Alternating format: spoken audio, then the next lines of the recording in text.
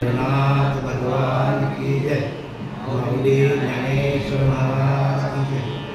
जगद्गुरु तुकाराम महाराज की जय। शांतिक्रम एकनाथ महाराज की जय। सच्चिदानंद सद्गुरु महाराज की जय।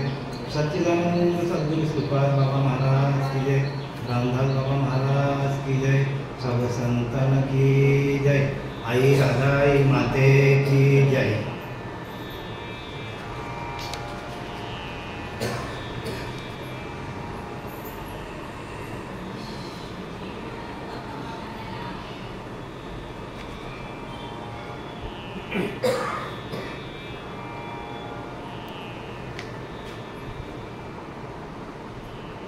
ज्ञानेश्वरी अध्याय 5 योग कर्मयोग किंवा संन्यास योग म्हणतात। 2 नाव आहेत त्याला। ह्या 5व्या अध्यायामध्ये संन्यासी कसा असावा, संन्यासाची लक्षणं काय आहेत, संन्यासी कुणाला म्हणावं, नाही तर आपण संन्यासी म्हणजे ज्यांनी भव्य वस्त्र धारण केलेले आहेत अशा माणसाला आपण संन्यासी समजतो। पण ज्ञानोबारांनी ते खोडून टाकलंय। ज्ञानोबारा सांगतात की संन्यासी कोणाला म्हणायचा तर संकल्प विकल्प उदय सांडे तैची का संन्यासी योग घडे। काय सांगितलंय? ज्याच्या मनातले संकल्प विकल्प गेले तो संन्यासी सांगितले। मग आता किती खोल आहे बघा हे ज्ञान। म्हणून भगवंताने युद्धभूमीवर अर्जुनाला सांगितलं, अर्जुना तू योगी हो, योगी हो। अर्जुना तू योगी हो। जोपर्यंत आपण योगी होत नाही आणि आपण भोगीच आहोत शेवटपर्यंत, भोगी माणसाला हे ज्ञान कळणार नाही। म्हणून योग गर्भयोग म्हणजे योगाच्या साधनेतून किंवा योगाच्या माध्यमातून आपल्याला भगवंताला जोडता यायला पाहिजे आणि ती योगिक क्रिया आहे। आणि त्याचा संपूर्ण विश्लेषण पुढच्या अध्यायामध्ये भगवंताने आपल्याला दिलेलं आहे 6व्या अध्यायामध्ये। त्या प्रक्रिया सगळ्या, पण त्याच्या आधी योगी कसा असावा, त्याची लक्षणं कोणती, आणि योगी होण्यासाठी आपल्याला तसा गुरु भेटला पाहिजे। म्हणून मागच्या एका ओळीमध्ये सांगितले 9व्या श्लोकामध्ये, जेणे भ्रांतीपासून हिरतले गुरुवाक्य मन धुतले। आणि त्यासाठी आपल्याला गुरुचं वाक्य पाहिजे। आपल्याकडे मंत्र अनेक असतील पण महावाक्य नाही ना, महावाक्य पाहिजे जो की कृष्ण परमात्म्याने संदीपनाकडून घेतला, रामाने वशिष्ठाकडून घेतला, तो महावाक्य पाहिजे आपल्याकडे। इथे गडबड काय होतं, आपण सगळे मंत्र जपत बसलोय, पण मंत्रांनी अंतकरणाची शुद्धी होईल, थोडंसं पुण्य पण जमा होईल, पण भगवंताशी एकरूप होण्यासाठी आपल्याला नामच पाहिजे।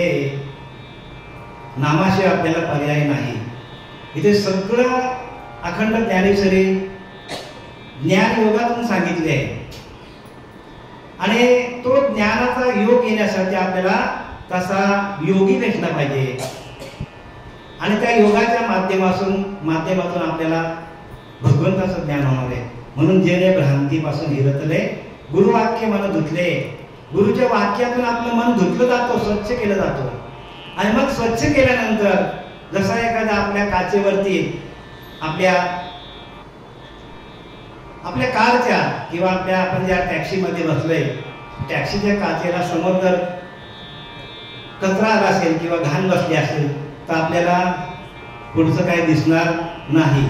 तसं जोपर्यंत गुरुवाक्य आपल्याला मिळत नाही, गुरुवाक्यानेच मन धुतलं जातं।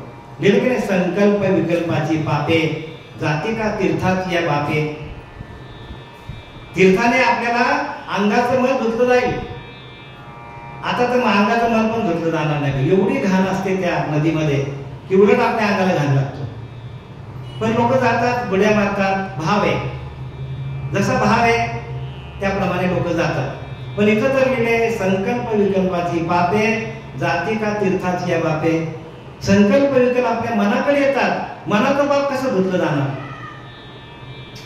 नदीत आंघोळ केले तुमच्या अंगाचं मैल जाईल, पण मनाची पापे धुण्यासाठी गुरुवाक्य पाहिजे ना, तेच तर सांगितलंय. काही नाही, जेणे भ्रांतीपासून हिरतले, सर्व प्रकारच्या भ्रांतीपासून बाहेर काढतो. गुरुवाक्य मन धुतले. बघा, गुरुच्या वाक्याने मन धुतलं जातो, आणि गुरुचं वाक्य नसेल तर मन धुतलं जाणार अजिबात नाही. जैसे संकल्पने काढले, दयाचे मनाचे चैतन्य झाले. ज्ञानवाला लिहितात की संकल्प विकल्प ज्या वेळेला आपले सगळे जातील मनाचे, म्हणजे आपल्याकडे मनाकडे येणारे विचार. संकल्प विकल्प म्हणजे काय? मनाची वृत्ती काय आहे? मनाची वृत्ती नाना, मनाच्या वृत्ती नाना, ते जन्म घेते वासना. वासना पाहता आहे परंतु दिसेना. वासना सगळ्यांकडे आहे पण दिसत नाही. मनाच्या वृत्ती नाना, तेथे जन्म घेते वासना. वासना पाहता दिसेना परंतु आहे. मात्र ही वासना धुवायची कशी? गुरुवाक्याने धुता येतो. आणि ते गुरुचं वाक्य जो पण आपल्या हातात येत नाही, ते हरी हरी आला हातात, मग काय भय चिंता. आपल्या हातामध्ये हरी आला पाहिजे. हरी हेच आपलं काय आहे? हरी हा वैकुंठ भरला घनदाट हरी दिसे. हरी हाच वैकुंठ आहे. हरी म्हणजे नाम हेच वैकुंठ आहे. आणि ते आपल्या हातात जोपर्यंत येत नाही तो पण वैकुंठाची प्राप्ती आपल्याला होणार नाही. म्हणून तैसे संकल्पने काढले, संकल्प विकल्प आपले बाजूला व्हायला पाहिजे. जयाचे मनची चैतन्य झाले. बघा, मन चैतन्य स्वरूप होतो तुमचा. संकल्प विकल्प गेले की मन चैतन्य स्वरूप होतो. तुकाराम महाराज दिले नाही, तुका म्हणे मन मुरे मग जे उरे ते तू. अरे ते तुझं स्वरूप. ज्या वेळेला मनाचे संकल्प विकल्प थांबतात आणि जी अवस्था होते योग्याची, त्या अवस्थेला ज्ञान म्हणतात. ज्ञान सोपं आहे. ज्ञान सोपे वर्म आम्हाला सांगितले संतांनी आम्हाला सोपं सांगितलंय. आणि वर्माचं बोलल्यात दोन्ही दिसती सारखी, वर्म जाणे तो पारखी. म्हणजे काय? दोन्ही आपल्याला सारखंच दिसतात पण वर्म जाणे तो पारखी. वर्म जाणलं पाहिजे. भक्ती मार्गामध्ये वर्म आहे. आपण प्रत्येकाने ज्ञानेश्वरी लावून 2.5 वर्ष झाली का मला? 2.5 वर्ष झाली. प्रत्येकाने ज्ञानेश्वरी घरी ठेवा आणि वाचा. रोज 25-50 वेळ वाचा आणि त्याचा अर्थ आपल्या मनाने काढा. कारण आपण अर्थांतर पाहिल्या विना उगाच करी जो श्रवण, तो श्रोता नव्हे पाषाण मनुष्य विखे. रामदासांनी लिहिले, अर्थांतर पाहिल्या विना जो श्रोता करी श्रवण. बघा, अर्थांतर बघितलं नाही आणि आपण श्रोते म्हणण्याच्या लायकीचे नाहीत. कोणी लिहिले?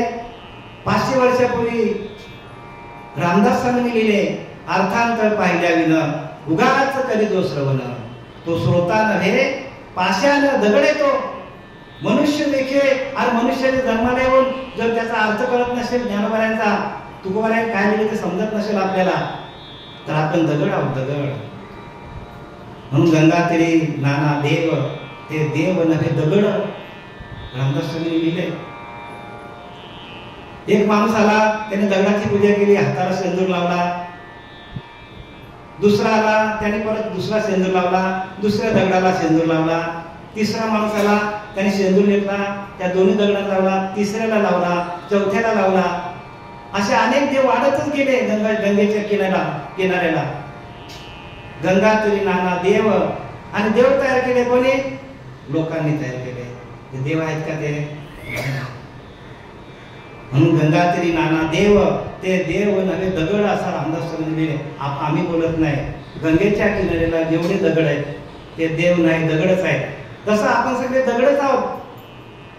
आपण सगळे जोपर्यंत अर्थांतर पाहिला विना, अर्थ बघा, अर्थाविना पोथी, नाकाविना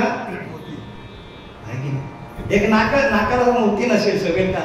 अर्थच नसेल ते ह्याच्या जीवनाला अर्थ येईल का? म्हणून अर्थ बघा, अर्थ समजला पाहिजे. आज 2.5 वर्ष झाली. रोज एक कोणी जरी पाठ केली असती ते आज तुमच्या किती वय झाल्या असत्या? 100-200 वय झाले असते की नाही? एक ओळी पाठ करा.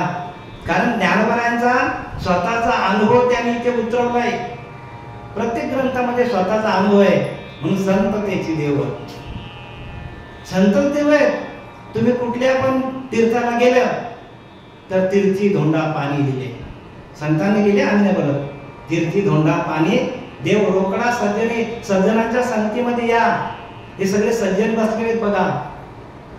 यांची संगत पकडा, काही नका करू, संत संग करा, संतांची संगत करा. संतांच्या संगतीमध्येच भगवंत आहे. भगवंत असं कोणालाही दिसणार नाही. दिसे भाषे ते रूप मायेचे. बघा, दिसतं ती सगळी माया आहे. मग कुठलीही मूर्ती असेल, दगड असेल, माणूस असेल, ही सगळी माया आहे भरलेली. माया जाल सगळं भरलेलं आहे. दिसे भाषे ते रूप मायेचे. जे जे रूपाला येतो ती माया आहे. मग भगवंत दिसत नाही. मग दिसत नाही ते काय? ते परब्रह्म तत्व आहे ना. त्या परब्रह्म तत्वाला शोधणं म्हणजे भक्ती आहे. म्हणून गेले शोधित आपले मूळ स्थान. सहजच उड्या अज्ञान मूळ स्थानाकडे गेला की आपलं अज्ञान निघून जाईल. या नाव बोलीचे ब्रह्मज्ञान, त्याला ब्रह्मज्ञान म्हणतात. मोक्षदायक, आणि तोच आपल्याला मोक्षाला नेणार आहे. देवांच्या सगळ्या मूर्त्यांची पूजा जरी केली तरी देव काय बोलत नाही. देवाऱ्यातला उठून देव वाचून का आपला जीव नाही वाचवला पाहिजे. कारण देव कुठे आहे? जवळी जवळी नव्हे, अंतरी. भगवंत आतमध्ये आहे. आणि त्याची ओळख करून घेण्यासाठी आपल्याला 13 अध्यायामध्ये क्षेत्र क्षेत्रज्ञ म्हणजे प्रकृती पुरुष, माया ब्रह्म, क्षेत्र क्षेत्रज्ञ वाचा ना. 13 अध्यायामध्ये दिले सगळं. क्षेत्र कशाला म्हणतात, क्षेत्रज्ञ कशाला म्हणतात. भगवंत आपल्या जवळच आहे. लांब जायची गरजच नाही. आपल्यामध्ये आतमध्ये भगवंत भरलेला आहे. नाना शरीरे हीच मंदिरे. काय दिले? सगळी शरीरे भगवंताची घर आहेत, मंदिर आहेत. आणि त्या देहाचे गुणे देव होईजे. देव होण्याची वस्तू आहे, देव बघण्याची वस्तू नाहीये. देव होण्याची वस्तू. म्हणून तुकोबारा बोलले, देव पाहावा अशी गेलो, देव पाहावा अशी गेलो. आणि देवाचं मग आपल्याला देव व्हायचं का देव बघायचं? देवाचं ज्ञान घेता घेता आपण ज्ञान स्वरूपावस्थेला जायला पाहिजे. तसे संकल्पने काढले, जयाचे मनाचे चैतन्य झाले. एक देशी परे व्यापले लोकत्रय. 3 लोकांना व्यापून टाकतो. आणि त्याला योगयुक्त म्हणतात. काय म्हणतात त्याला? योग्याची लक्षणे सांगताना ज्ञानोबाला लिहिलेले काय?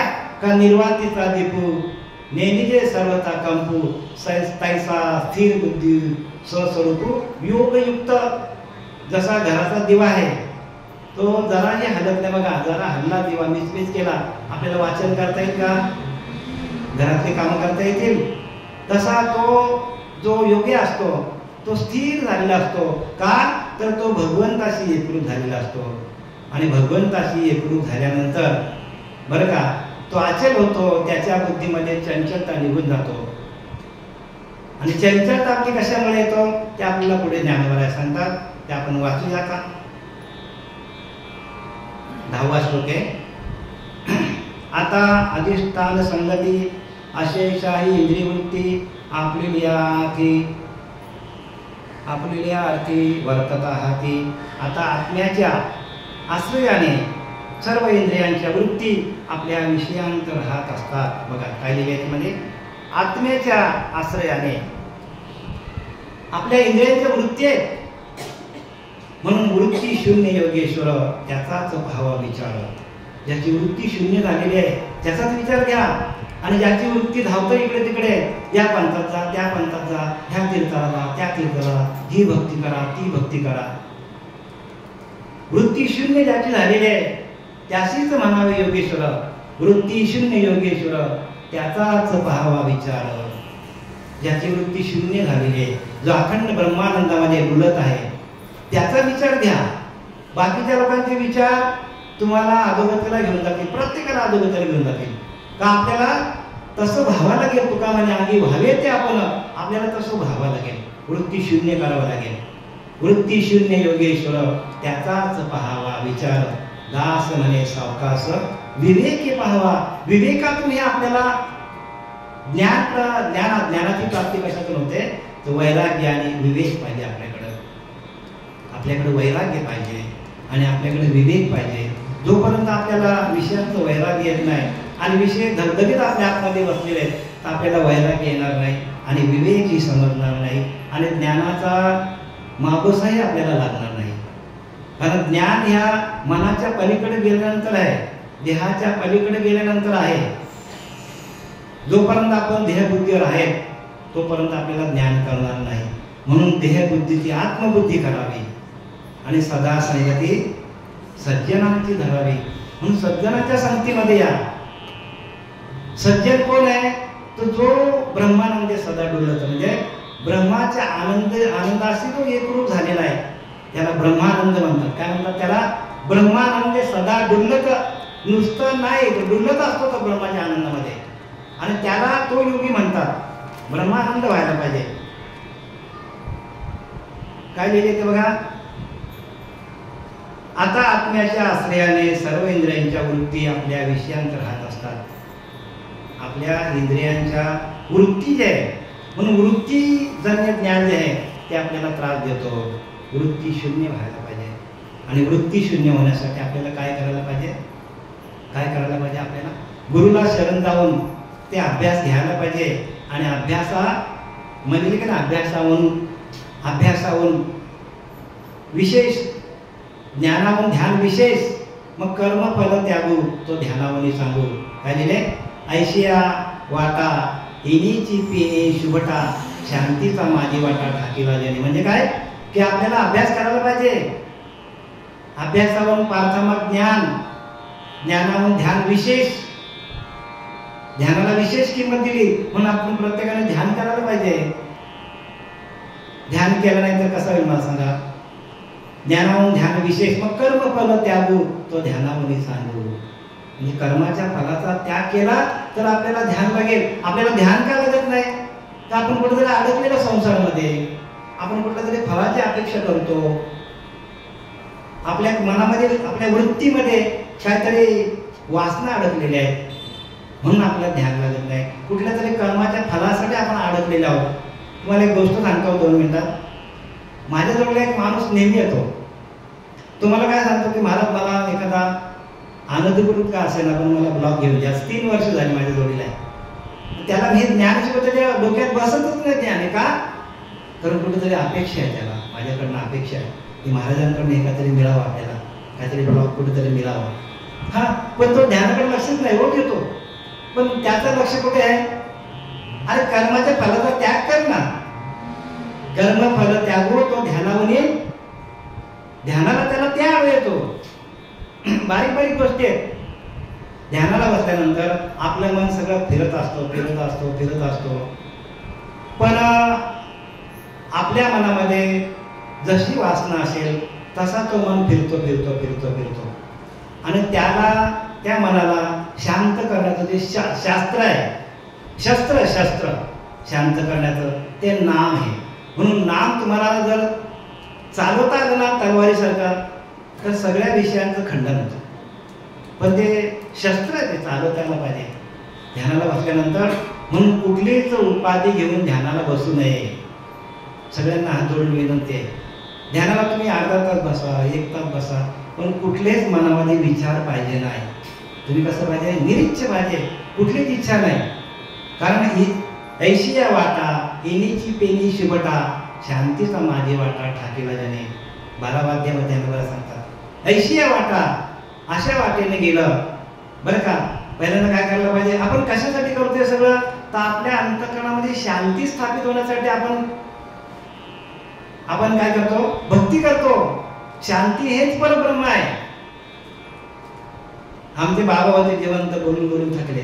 शांती परते नाही धर्म, शांती हेच परब्रह्म. शांती हाच परब्रह्म आहे. कुठल्या परब्रह्माला तुम्ही शोधणार? जेव्हा तुमच्याकडे शांती येईल पूर्ण ध्यानाला बसून, तेव्हा तुम्ही परब्रह्म स्वरूपाशी एकरूप होता. आणि जेव्हा आपण परब्रह्म स्वरूपाशी एकरूप होतो तेव्हा आपल्याला ध्यान लागतो.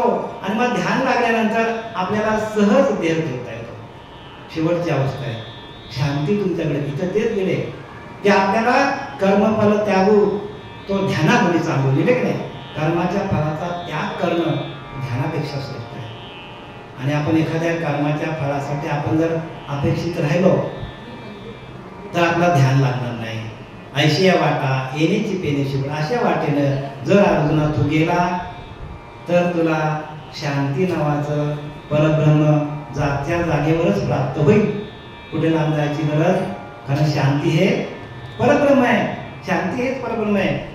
म्हणून आत्म्याच्या आश्रयाने सर्व इंद्रियांच्या वृत्ती आपल्या विषयांत राहत असतात.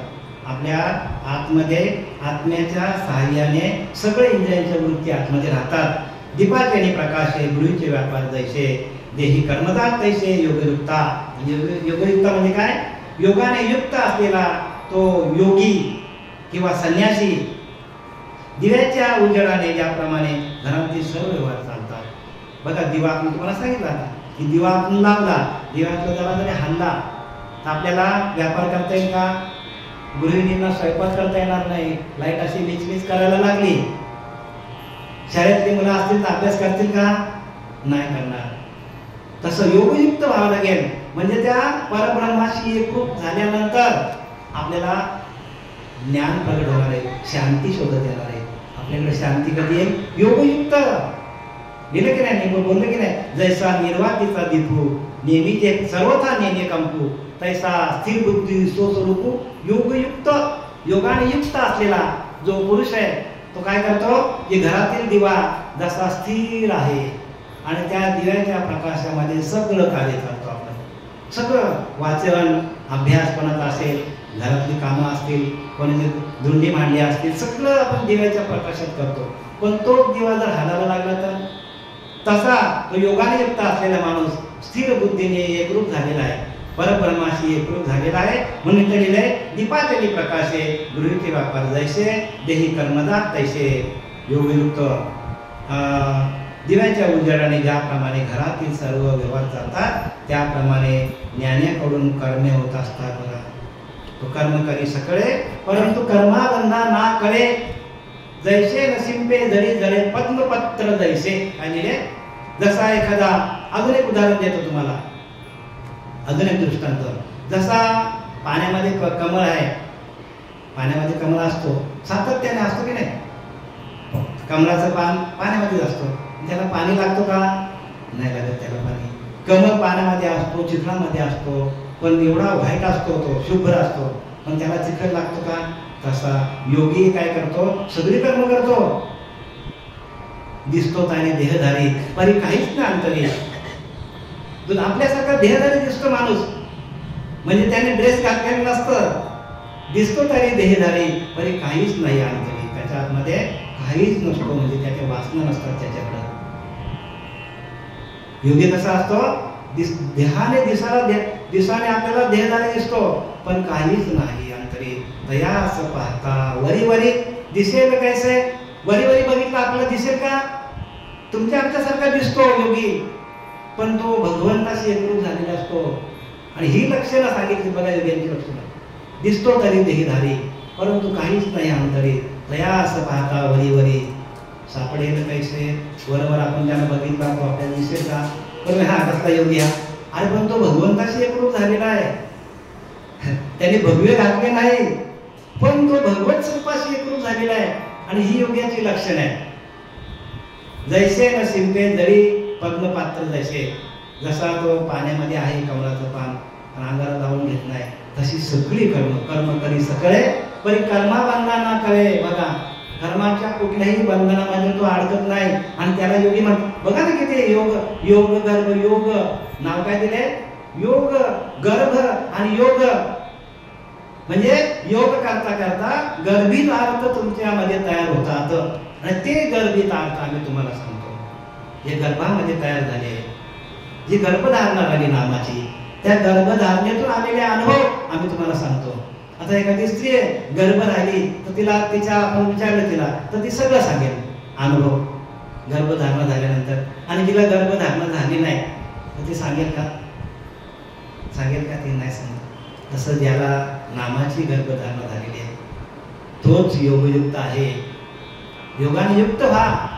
म्हणून अर्जुना तू योगयुक्त हो, योगी हो, योगी हो. अर्जुना तू योगी हो, बरं का? म्हणून काय याच्यामध्ये काय लिहिलं आहे? पुढची ओळी काय सांगतो बघा. हा, तो कर्म करी सकळे आहे की नाही? पुढची ओळी तेच सांगते. तो कर्म करी सकळे परी कर्मा बंधना तळे ना कळे जैसे शिंपे जळी जळे पद्मपत्र. जसं एखाद्या पाण्यामध्ये तो पान आहे पण तो अंगाला पाणी लावून घेत नाही, तसा योगी जो आहे तो सगळं कर्म करतो पण कुठल्याही कर्मामध्ये तो अडकत नाही. का? तर तो भगवंताशी एकरूप झालेला असतो.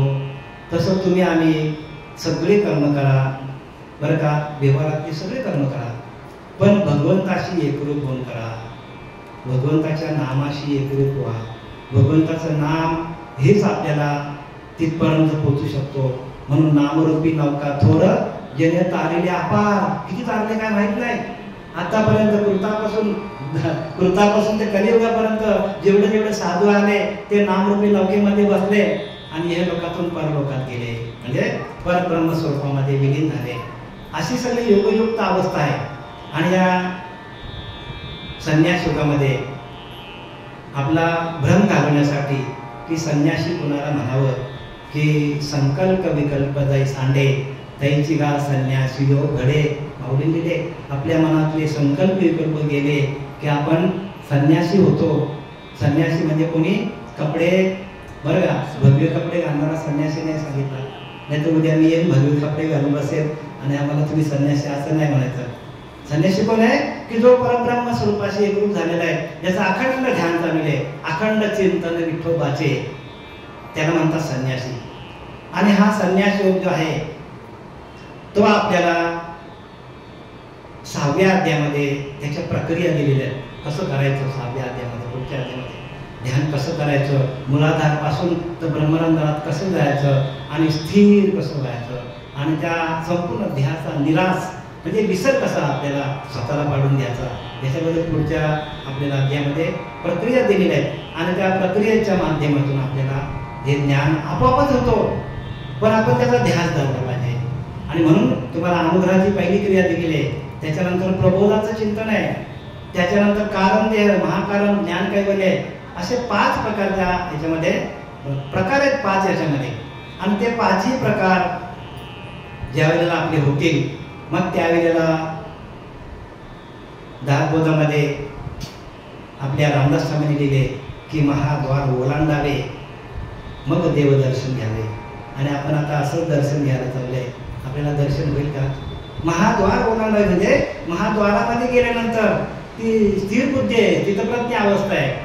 त्या अवस्थेला पोचल्यानंतर आपल्याला भगवंताचं दर्शन आहे. आणि त्याच्या आधी आपण कुठल्याही देवाचं दर्शन घ्यायला गेलो तर ते दर्शन होत नाही. काय ते प्रदर्शन होईल, प्रदर्शन. जगामध्ये प्रदर्शन चाललंय सगळीकडे. देवाला सजवतात काय, त्याला सोन्याच्या मूर्त्या काय आणतात, काय काय आणतात, प्रदर्शन सगळीकडे. आणि आपल्याला आत्मदर्शन कधी होईल? आपल्याला आपल्या आत्म्याचं दर्शन होणं हीच खरी भाग्याची दशा आहे. म्हणून गुजरलेले भाग्य आता विचिंता वागली संत दर्शने थोरला पद्मनाभ जोडली. तोपर्यंत पद्मनाभ जोडली जात नाही तोपर्यंत ज्ञान कोणालाच होणार नाही. सगळ्या संतांनी हेच केलं आहे. पद्मनाभ म्हणजे आपली जर नाभीच्या ठिकाणी जी उपासना चालू आहे ती उपासना आपली चालू व्हायला पाहिजे. त्या उपासनेचा मोठा आश्रय, उपासनेवर निराश्रय, ती उपासना आहे. आपल्या नाभीच्या ठिकाणी असलेली जे आपली नाम चालू आहे त्या नामाशी एकरूप होणे म्हणजे उपासना आहे. आणि कोणी सांगतं बा हे वाचा, ते वाचा, अमुक करा, तमुक करा, ती पहिली पाहिजे. ती करायची नाही का? पहिली पाहिजे. ती पहिलीला तुम्ही गेले, 5वीला गेले, 10वीला गेले, 12वीला गेले, कॉलेजला गेले, तुम्ही डॉक्टर झाले, इंजिनियर झाले, मग आता परत कॉलेजला राहायचं का? नाही. कॉलेजला जाऊन परत जमणार नाही. आपला आमचा एकच धंदा, हरिनामाचा धंदा करता यायला पाहिजे आपल्याला. हे सगळं करून आपल्याला काय करायचं? हरिनामाचा धंदा आपल्याला जोडता यायला पाहिजे, हरिनामाशी एकरूप व्हायला पाहिजे. हे सगळं करून आता एखादा माणूस समजा डॉक्टर झाला, वकील झाला, कॉलेजला झाला ना तो, मग कॉलेजमध्ये थांबतो का तो? कॉलेजच्या बाहेर येतो का? कशासाठी? तर आपल्याला जे काय शिकवलेलं आहे त्याचा लोकांना फायदा व्हावा. जे काय आपल्याला शिकवलंय कॉलेजमध्ये, डॉक्टरचं ज्ञान म्हणा, इंजिनियरचं ज्ञान म्हणा, मग आता जर तो कॉलेजला परत गेला तर लोक हसतील ना त्याला, बोलते अरे डॉक्टर असून परत कॉलेजला गेला. तसं आपला एकच धंदा की आपला हरिनामाचा धंदा. आपल्याला हरिनाम सातत्याने कसं करता येईल, एक क्षण पण त्या हरिला आपण विसरता कामा नाही, एवढ्यासाठी ही भक्ती आहे. कारण जाताना आपल्याला हरिनामच कामाला येणार आहे. हरिनामरूपी नौकेमध्ये बसून आपल्याला जाता यायला पाहिजे. आणि हे सगळं करण्यासाठी ही सगळी खटपट आहे. आता तो कर्म करी सकळे परी कर्मा बंधना कळे, जैसे न शिंपे जरी जळे पद्मपात्र, कमळाचे पान जसे पाण्यात असून भिजत नाही तसा तो ज्ञानी सर्व कर्मे करत असताही कर्मबंधनामध्ये कुठेही आकळीला जात नाही, अडकला जात नाही कर्माच्या बंधनामध्ये.